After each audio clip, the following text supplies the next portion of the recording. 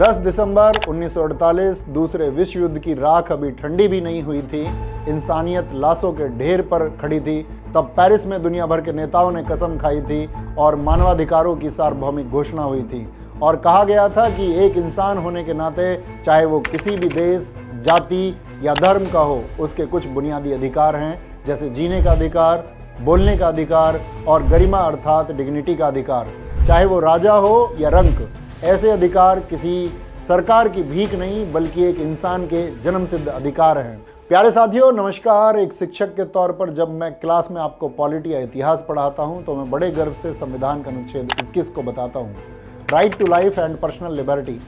मैं अभिव्यक्ति और बोलने की आज़ादी, right to expression and speech, अनुच्छेद 19 के बारे में बताता हूं। लेकिन आज 2025 में जब मैं भारत की स्थिति देखता हूं तो मुझे ऐसे अधिकार केवल कागज़ के टुकड़ों में दिखाई देते हैं।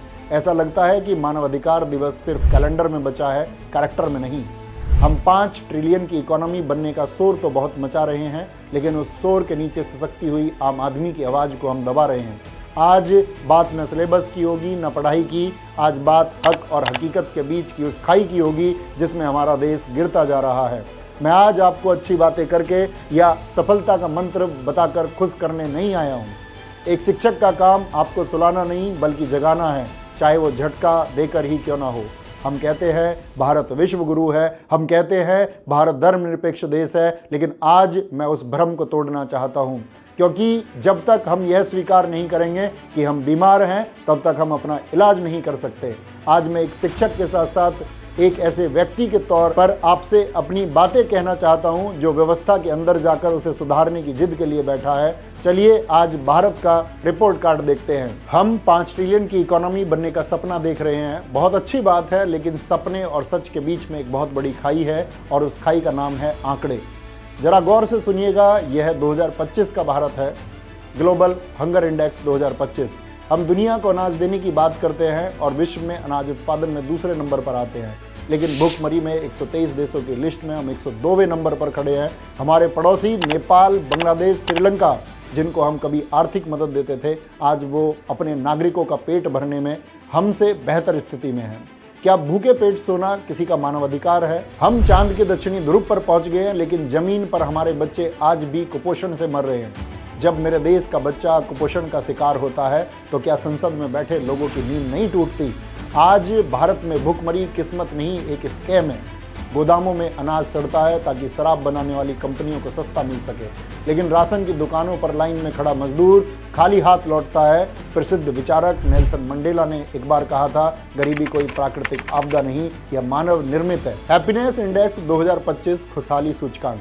महलों में रहने वाले शायद खुश हों, लेकिन आम आदमी मुस्कुराता भी एक वक्त की रोटी को खाकर है। हम खुशहाली के सूचकांक में 147 देशों में 118वें नंबर पर हैं। हमें शर्म आनी चाहिए कि हम अपने पड़ोसी देश पाकिस्तान, जिसका रैंक 109 है, उससे भी ज़्यादा दुखी हैं। भारत की ऐसी स्थिति देखकर मुझे समझ नहीं आता अब कोई नेता पाकिस्तान से हमारे आंकड़ों पर तुलना क्यों नहीं करता। सड़कों पर इतना गुस्सा, इतनी नफरत और इतनी हताशा क्यों है? क्योंकि एक आम आदमी को सिस्टम से लड़ते लड़ते यह यकीन हो गया है कि उसकी कोई सुनने वाला नहीं है। अभी हमारे पड़ोस में लोकतंत्र का महापर्व खत्म हुआ। मैंने देखा वही पुरानी कहानी, जिस नेता ने 5 साल तक स्कूलों को तबेला बना दिया, अस्पतालों को मुर्दा घर बना दिया, जनता उसी के पीछे दीवानी होकर भाग रही थी। इसे कहते हैं राजनीतिक सम्मोहन, पॉलिटिकल हिप्नोसिस। आज वही हो रहा है। आपको 5 किलो की खैरात और कुछ रुपए देकर यह एहसास कराया जाता है कि राजा बहुत दयालु है, जबकि वो कोई खैरात नहीं, आपका हक है। एक शिक्षक होने के नाते मेरा दिल तब रोता है जब मैं देखता हूँ कि ग्रेजुएट, पोस्ट ग्रेजुएट छात्र एक अंगूठा छाप नेता के पैर छू रहे हैं, सिर्फ एक संविदा की नौकरी के लिए। यह दृश्य, यह एक तस्वीर भारत के मानवाधिकारों की सबसे बड़ी विफलता है। जब योग्यता सत्ता के पैरों में गिर जाए तो देश हार जाता है, फिर उस देश का विकास नहीं, विनाश होता है। फिनलैंड और डेनमार्क जैसे छोटे देश, जहां हमारे जितने संसाधन नहीं हैं, वो हमसे कहीं ज़्यादा खुश हैं। क्यों? क्योंकि वहां का सिस्टम अपने नागरिक को वोट बैंक नहीं, इंसान समझता है। आप समझ रहे होंगे ऐसा क्यों है। यूनान के महान दार्शनिक प्लेटो ने हजारों साल पहले अपनी किताब द रिपब्लिक में एक बहुत कड़वी बात कही थी, जो आज भारत की राजनीति पर एकदम सटीक बैठती है। उन्होंने कहा था, लोकतंत्र की सबसे बड़ी कीमत जो आप चुकाते हैं वह यह है कि आप राजनीति से दूर भागते हैं, तो आप अपने से अयोग्य, चरित्रहीन और मूर्ख लोगों के द्वारा शासित होने के लिए मजबूर हो जाते हैं। आज यही हो रहा है। मैं यह नहीं कहता कि नेता अनपढ़ हैं, उनके पास डिग्रियां होंगी, लेकिन क्या उनके पास विजन है। एक ऐसा व्यक्ति शिक्षा मंत्री बनता है जिसने शायद सरकारी स्कूल का दर्द कभी नहीं देखा, तो वह यह तय करता है कि आपके बच्चे क्या पढ़ेंगे। यह सिर्फ शिक्षा का अपमान नहीं, यह उस बौद्धिक मानवाधिकार, इंटेलेक्चुअल ह्यूमन राइट कानून है जो संविधान हमें देता है। जब कलम की ताकत बाहुबल के नीचे दब जाती है तो समाज गूंगा हो जाता है। जरा सोचिए, एक शिक्षक बनने के लिए BEd, TET, super TET, interview ना जाने कितनी ऐसी अग्नि परीक्षाओं से गुजरना पड़ता है, लेकिन आपकी शिक्षा नीति बनाने वाले, आपके विश्वविद्यालय का बजट तय करने वाले और देश का कानून बनाने वाले लोगों की योग्यता क्या है। मैं किसी का नाम नहीं लूंगा, लेकिन जब संसद में बिना पढ़े लिखे लोग या अपराधी छवि वाले लोग मेज थपथपाते हैं तो यह मेज की आवाज़ नहीं होती, यह देश के पढ़े लिखे युवाओं के सपनों के टूटने की आवाज़ होती है। विद्यार्थी एक सरकारी नौकरी के लिए 14-14 घंटे लाइब्रेरी में घिसते हैं, पाई का हिसाब रखते हैं, और दूसरी तरफ संसद और विधानसभाओं में वे लोग बैठकर आपके भविष्य का फैसला ले रहे हैं, जिनका खुद का अकादमिक रिकॉर्ड देखना भी शर्मनाक है। जब एक अनपढ़ या कम योग्य व्यक्ति देश के सबसे प्रतिभाशाली युवाओं, डॉक्टर्स, इंजीनियर्स, आईएएस की पॉलिसी बनाएगा तो परिणाम विकास नहीं, विनाश ही होगा। यह हमारे बौद्धिक मानवाधिकार, इंटेलेक्चुअल ह्यूमन राइट की हत्या है। और सिर्फ युवाओं की बात क्यों करें, बात उनकी भी होनी चाहिए जो इस देश की आधी आबादी है। ग्लोबल जेंडर गैप, वैश्विक लैंगिक अंतराल 2025 देखिए। हम 148 में 131वें पायदान पर हैं। एक तरफ हम नारी शक्ति के नारे लगाते हैं, दूसरी तरफ एनसीआरबी के आंकड़े बताते हैं कि हर घंटे महिलाओं के खिलाफ अपराध बढ़ रहे हैं। एक समाज तभी महान बनता है जब एक महिला रात को 12 बजे भी उतनी ही बेखौफ होकर सड़क पर चल सके जितना एक पुरुष। जब मैं क्लास में अपनी बहनों को पढ़ाता हूं तो उनकी आंखों में माँ बाप के लिए कुछ कर सकने का जज्बा, अपने पैरों पर खड़े होने का सपना देखता हूं, लेकिन जब वही बहन बेटी सड़क पर निकलती है तो उनके माता पिता को उनकी सफलता की चिंता नहीं होती, उनकी सुरक्षा की चिंता होती है। जिस देश में डर हवा में घुला हो, क्या उस देश में जीना मानवाधिकार है? नहीं, यह मानवाधिकार की अवहेलना है। संसद में महिला आरक्षण बिल पास होता है, तालियां बजती है, लेकिन टिकट किसको मिलता है? बाहुबलियों की पत्नियों को या उनकी बेटियों को। एक आम घर की पढ़ी लिखी लड़की के लिए राजनीति के दरवाजे बंद है। जब तक देश की आधी आबादी डर के साए में जिएगी, तब तक हम सुपर पावर नहीं, सुपर फ्लॉप रहेंगे। और यह दर्द सिर्फ युवाओं का नहीं है, किसानों का भी है। मैं खुद एक किसान परिवार से आता हूं। मैंने अपने पिता के हाथों में छाले और चेहरे पर मायूसी देखी है। संविधान कहता है समान काम का समान वेतन, लेकिन किसान साल भर मेहनत करके भी सड़क पर अपनी फसलें फेंकने और कौड़ियों के भाव बेचने को मजबूर क्यों होता है? क्या सम्मानजनक जीवन अनुच्छेद 21 किसान के लिए नहीं है? हमारे लोकतंत्र का चौथा स्तंभ मीडिया, प्रेस फ्रीडम इंडेक्स 2025 में 180 देशों में हम 151वें पर हैं।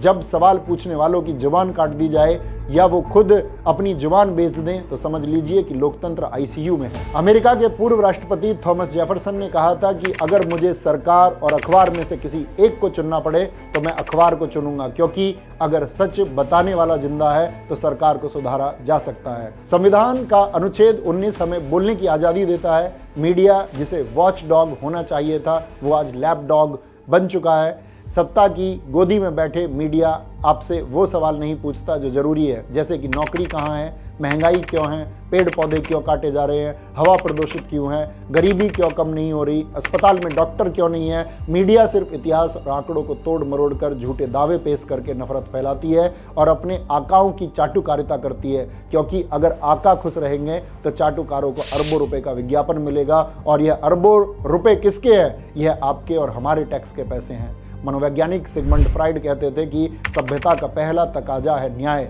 लेकिन जब न्याय की जगह अन्याय ले ले और संविधान की जगह किसी नेता का सरफरा मूंड ले ले तो हम सभ्य समाज नहीं जंगल राज की तरफ बढ़ रहे हैं। जर्मन दार्शनिक कार्ल मार्क्स ने कहा था, धर्म लोगों के लिए अफीम है, लेकिन भारत में अपने वर्ग विशेष की चाहत अफीम से भी नशीली है।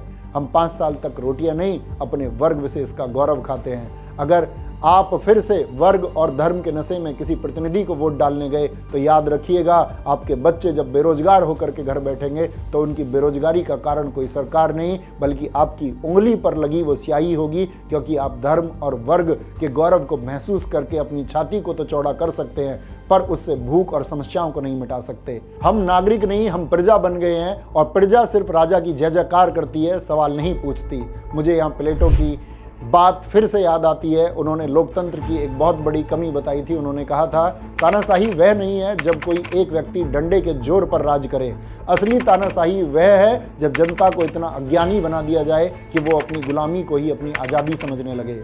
तो अब सवाल है, हम क्या करें? मैं एक शिक्षक हूं, मेरा काम आपको सिर्फ समस्या बताना नहीं, समाधान के तरीके बताना भी है, क्योंकि मुझे लगता है कि कीचड़ साफ करने के लिए कीचड़ में उतरना पड़ेगा, लेकिन अपने कपड़े गंदे किए बिना। मुझे दुष्यंत कुमार की वो पंक्तियां याद आती हैं कि हो गई पीर पर्वत सी पिघलनी चाहिए, इस हिमालय से कोई गंगा निकलनी चाहिए, मेरे सीने में ना सही तेरे सीने में सही, हो कहीं भी आग लेकिन आग जलनी चाहिए।